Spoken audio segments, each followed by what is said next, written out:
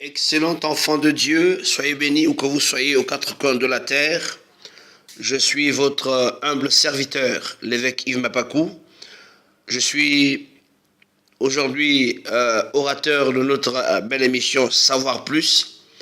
Savoir Plus, c'est cette émission où nous allons décortiquer les Saintes Écritures, où nous allons amener les enfants de Dieu à mieux comprendre encore en profondeur les mystères cachés de la parole de Dieu. Savoir Plus, ça va être aussi une somme d'interviews, de témoignages, où des gens interviendront, ou des docteurs de la parole, des prophètes, des évangélistes, ou du moins les 5 ministères établis par Christ vont intervenir dans le but d'édifier ceux qui écouteront notre chaîne.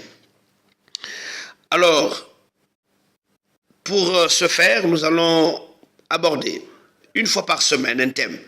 Et le premier thème que nous allons aborder maintenant, c'est un thème que l'Esprit de Dieu a mis sur les tablettes de mon cœur et je voudrais partager avec vous les quelques vérités que l'Esprit de Dieu a déposées dans les tables de mon cœur pour bien entendu vous édifier encore et encore dans le Seigneur.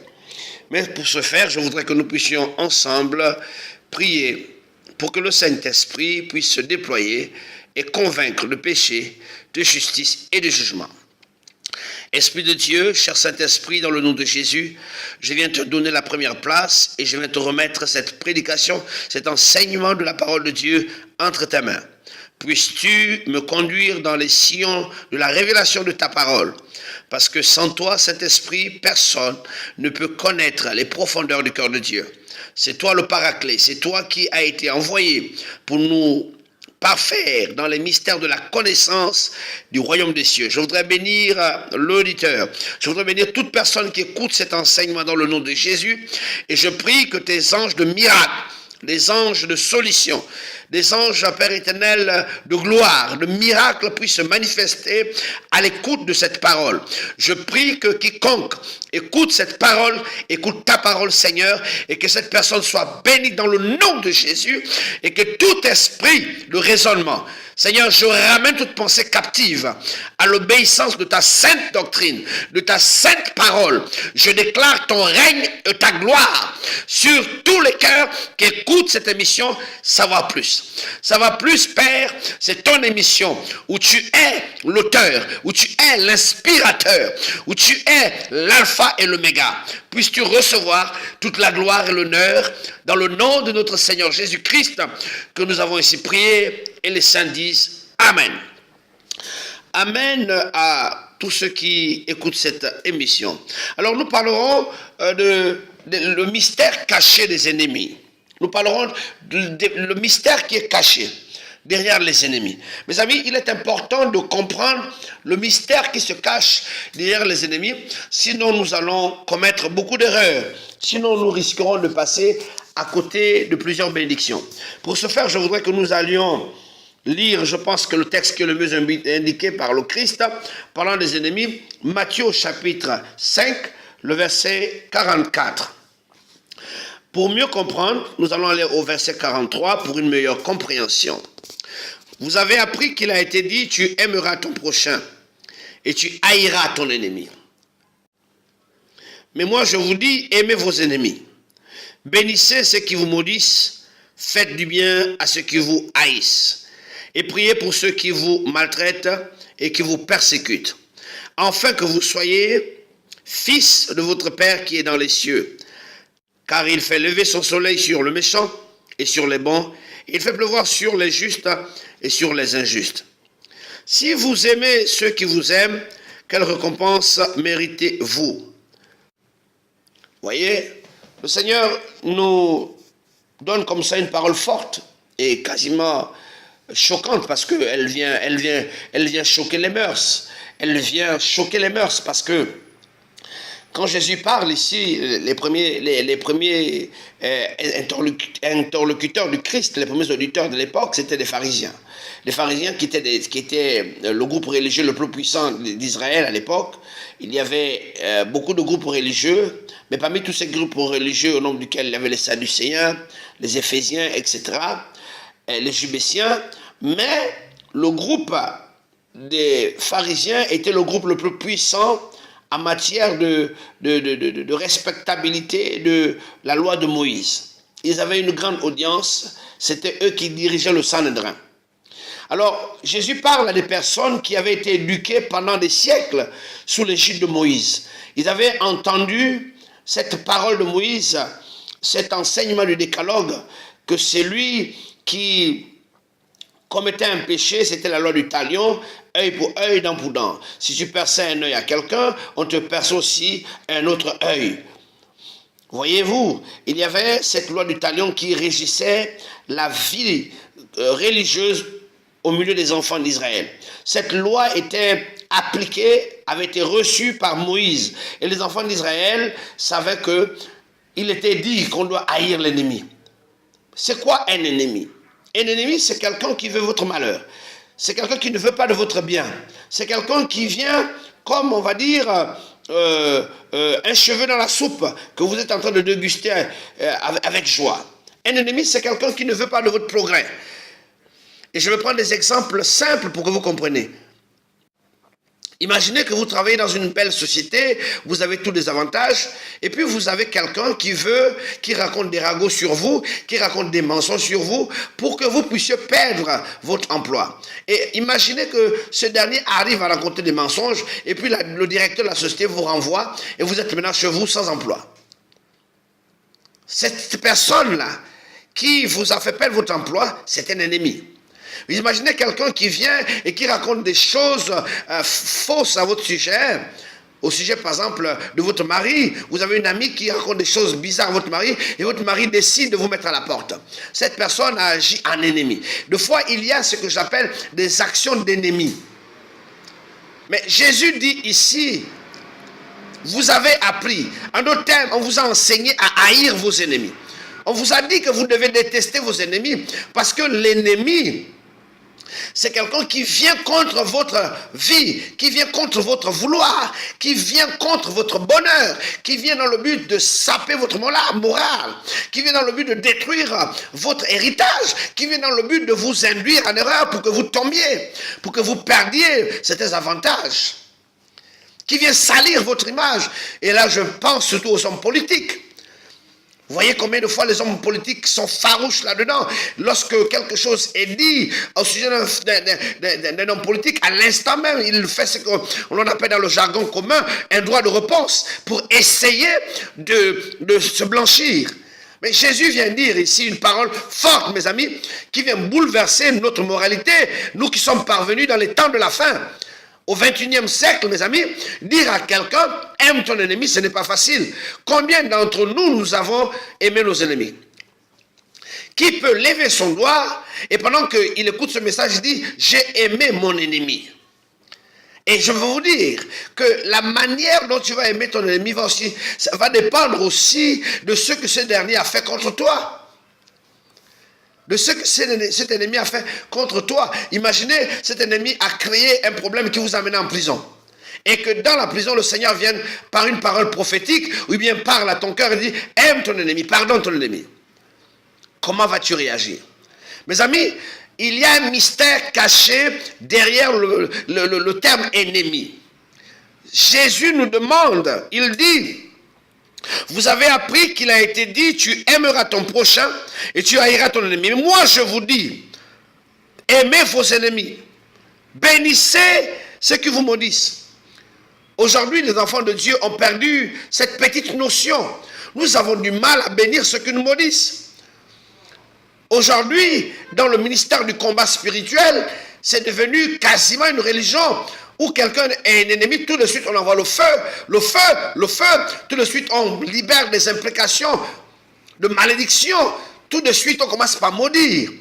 Or Jésus dit, mais moi je vous dis, aimez vos ennemis. Pourquoi est-ce que le Seigneur va nous demander d'aimer nos ennemis? C'est là justement le mystère que nous allons découvrir tout au long de cet enseignement. Bien-aimés dans le Seigneur, j'aimerais vous dire qu'il y a plusieurs catégories d'ennemis. Dans le mot ennemi, il va ressortir une catégorie des ennemis. Chaque ennemi a son niveau. Et la raison pour laquelle le Seigneur nous demande d'aimer les ennemis, Mes amis, il y a beaucoup de mystères dedans que nous allons découvrir tout au long de cet enseignement.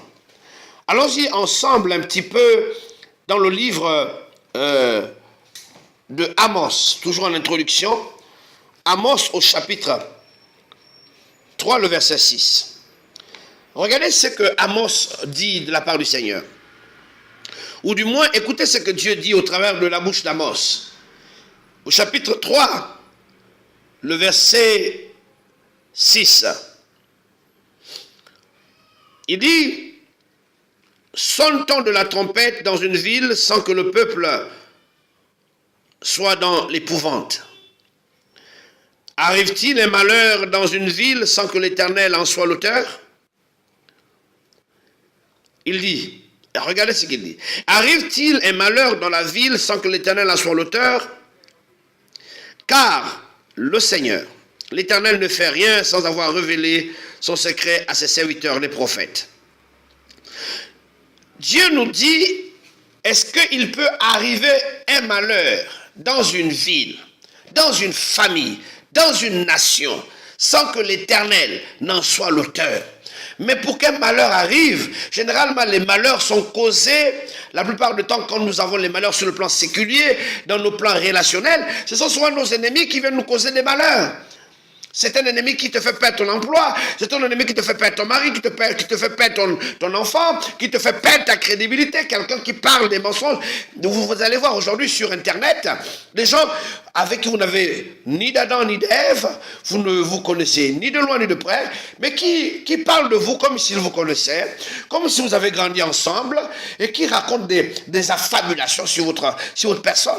Et vous voyez, aujourd'hui, Facebook est devenu la presse de dénigrement de Satan. Et ne soyez pas de ceux-là qui passent par Facebook pour pécher, pour dire des blasphèmes. Dites la vérité par l'Esprit de Dieu. Voyez-vous, Dieu dit par Amos, est-ce qu'un malheur peut-il arriver dans un pays, dans une ville, si Dieu n'en est l'auteur? Et si vous n'êtes pas encore convaincu, pour parler encore de cela, allons-y dans Ésaïe. Ésaïe, allons-y, c'est très fort. Et Ésaïe au chapitre 45, le verset 7, c'est le verset qui m'a souvent le plus bouleversé. Chaque fois que je lis ce verset, je reste bouche bée devant la présence de Dieu, devant la souveraineté de Dieu. Et c'est là que tout le sens même de la souveraineté de Dieu ressort dans Ésaïe 45, le verset 7. Voici ce que Dieu dit. Allons-y pour mieux comprendre le verset 5. Il dit, « Je suis l'Éternel et il n'y a point d'autre. À part moi, il n'y a point de Dieu. Je te sais avant que tu ne me connaisses. Avant que l'on sache, c'est enfin que l'on sache du soleil levant au soleil couchant, qu'à part moi, il n'y a point de Dieu. Je suis l'Éternel et il n'y en a point d'autre. Je forme la lumière et je crée les ténèbres. Je donne la prospérité et je crée l'adversité. Moi, l'Éternel, je fais toutes ces choses. My God. Comment Dieu peut-il dire que celui qui crée les ténèbres et qui donne la prospérité et qui crée l'adversité? Donc, mes amis, des fois, nous avons des conflits dans nos vies qui viennent de l'Éternel. Des fois, nous vivons l'adversité où c'est dur, où les choses sont compliquées, où on passe par la vallée de l'ombre de la mort, où on passe par des moments difficiles. Mais la Bible nous dit ce matin que c'est l'Éternel de foi qui peut être derrière. Il dit, moi l'Éternel, je crée la lumière. C'est moi qui crée la lumière. Et je crée les ténèbres. Je fais venir la prospérité. Donc quand tu es prospère, Dieu dit je donne la prospérité. La prospérité vient de Dieu, mes amis. La prospérité ne vient pas du fait d'appartenir à des cercles ésotériques. Non, la prospérité ne vient pas du fait d'appartenir à la franc-maçonnerie, à la Rose-Croix, à Ekankan, toutes ces sectes bizarres, pernicieuses. La prospérité, en vérité, vient de l'Éternel. Quand un homme est prospère, il doit savoir que cette prospérité vient de l'Éternel. Par conséquent, il devrait garder l'esprit d'humilité. La Bible dit que c'est l'Éternel qui donne la sémence au semeur. Donc quand le cultivateur va aller s'aimer des graines, les graines qui sont dans ses mains viennent de l'Éternel. Donc quand Dieu te donne la richesse, quand Dieu te donne la richesse, tu dois demeurer humble. Tu dois savoir que c'est Dieu lui-même qui te donne la richesse. Et tu dois pouvoir demeurer dans l'adoration. Mais combien de personnes lorsque l'Éternel leur a donné la richesse, ils sont égarés des voies de Dieu, sont devenus orgueilleuses, ont abandonné le chemin de la foi, parce qu'ils ont quelques miettes dans leurs mains. Alors ici, Ésaïe 45, le verset 7, nous dit clairement que c'est l'Éternel qui crée l'adversité. Il dit, moi, l'Éternel, je crée toutes ces choses. Il dit, moi l'Éternel, je fais toutes ces choses. Des fois, tu as des incompréhensions, des fausses accusations, et tu pleures et tu cries des nuits entières. Tu vides tes larmes. Dieu te dit, c'est moi qui crée toutes ces choses. Dans quel but? Afin que l'on sache que du soleil couchant au soleil levant, que l'Éternel est Dieu. C'est lui qui maîtrise la science des hommes. Toute la science qui existe, la science infuse appartient à l'Éternel. La plus grande de toutes les sciences appartient à l'Éternel. Rien ne échappe à son regard. La Bible dit, même lorsque une feuille tombe d'un arbre, l'Éternel est au courant. Mes amis, chaque fois que quelque chose t'arrive, tu dois d'abord te poser la question, Seigneur, quel enseignement vais-je tirer de ce qui m'arrive?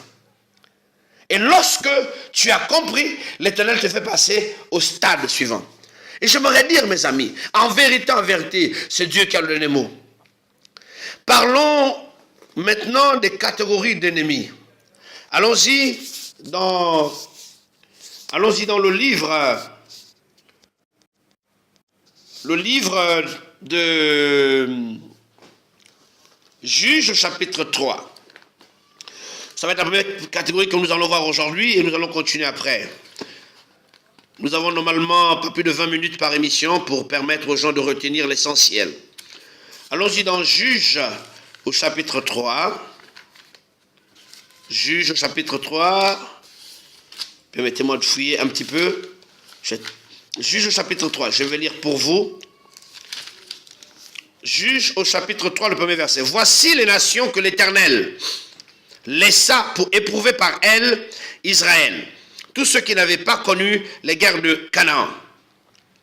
Il voulait seulement que les générations des enfants d'Israël connaissent apprendre la guerre, ce qu'ils n'avaient pas connu auparavant. Mes amis, il y a dans la vie des nations. Le mot nation ici, dans le terme biblique, dans le contexte qui est lu dans Juges chapitre 3, ce sont les nations ennemies d'Israël. Il y aura dans votre vie des ennemis que vous ne pourrez jamais chasser. Vous aurez toujours des ennemis que Dieu lui-même va laisser autour de vous afin que vous appreniez à combattre. Il y a des problèmes qui ne seront jamais solutionnés par vos pasteurs. Il y a des problèmes qui ne seront jamais solutionnés par une imposition de main. Il y a des problèmes qui ne seront jamais solutionnés par un jeûne à sec. Il y a des problèmes qui ne seront jamais solutionnés par une offrande. Mes amis, j'aimerais vous dire qu'il y a des problèmes, mais il y a aussi diverses solutions. C'est pour cela que le prophétique est important. Lorsqu'un problème arrive dans ta vie, il est important de rechercher la pensée de Dieu pour avoir la solution. Mais généralement, lorsque nous avons des difficultés, nous réagissons de façon charnelle. On commence à appeler les grandes connaissances. On commence à appeler ceux qui sont autour de nous. Et à la fin, on se rend compte que ces derniers ne trouvent pas la solution. Combien d'entre vous, pour les difficultés que vous avez couru rapidement chez des marabouts. Vous avez couru rapidement chez des enchanteurs. Vous avez fait le tour du monde de ces enchanteurs sans que vous ayez trouvé la moindre solution. Ce matin, toi qui m'écoutes, je voudrais te dire, l'Éternel lui-même va laisser dans ta vie certaines difficultés afin de t'apprendre le combat spirituel, afin de t'amener dans son école. Donc Dieu va te laisser certains ennemis qui viendront dans le but de te former pour que tu apprennes à te battre, pour combattre dans le combat de ta destinée. Je veux te dire, mes amis, je veux te dire ce matin que l'Éternel est sage. Il est un pédagogue. Il est un enseignant. Et dans sa sagesse, il va utiliser des ennemis. La Bible dit que l'Éternel lui-même avait laissé des nations ennemies autour d'Israël, afin que les enfants qui étaient nés dans le désert, qui ne connaissaient pas la guerre, puissent apprendre la guerre. Mais pourtant, l'Éternel est le Dieu qui travaille par le principe de l'héritage. Il bénit la fidélité de ses serviteurs jusqu'à 1000 générations. Il aurait pu dire, vos pères ont connu la guerre, mais vous, les fils, rentrez dans le repos, rentrez dans la gloire. Non. Et même, de plus choquant encore, c'est que même quand Christ arrive, il parle toujours de la guerre, en parlant de l'épée. Il dit, je ne suis pas venu apporter la paix, mais l'épée, pour que vous appreniez le combat, à combattre. Donc il y a des difficultés que Dieu lui-même va vous envoyer et vous devrez, dans sa présence, dans le jeûne de la prière, en suivant le mouvement, la pensée de l'esprit, à sortir de ce problème pour que vous sortiez vainqueur et que vous ayez des acquis, des connaissances. Car la Bible dit, la vie éternelle consiste à connaître Dieu. Seigneur, merci pour cette première partie de cet enseignement. Je voudrais bénir tous ceux qui écoutent dans le monde. Je voudrais penser particulièrement à l'église de Belgique, que tu m'as donné la grâce, Seigneur, de partager la parole de Dieu, de prêcher souvent. Je voudrais penser à l'église du Gabon. Je voudrais penser, Père éternel, à l'église du Cameroun, à l'église, Père éternel, du Sénégal, à l'église d'Afrique du Sud. Je voudrais penser à ceux qui sont au Canada, à tous ces fils, Père éternel, qui soutiennent cette émission. Seigneur, qui soutiennent aussi ton serviteur par leurs dons volontaires. Je voudrais bénir et prier, Père, pour tous ceux qui sont découragés maintenant, que les écailles tombent de leurs yeux. Je voudrais aussi, Seigneur, que tu leur donnes la grâce de sortir vainqueurs de l'épreuve qu'ils vivent maintenant. Dans le nom de Jésus, nous avons ainsi prié. Merci à vous tous qui avez écouté cet enseignement. Donc, une fois par semaine, nous allons aborder la deuxième partie la semaine prochaine d'en savoir plus. Merci d'avoir été des nôtres, où que vous soyez bénis. Votre humble serviteur, l'évêque Yves Mapako.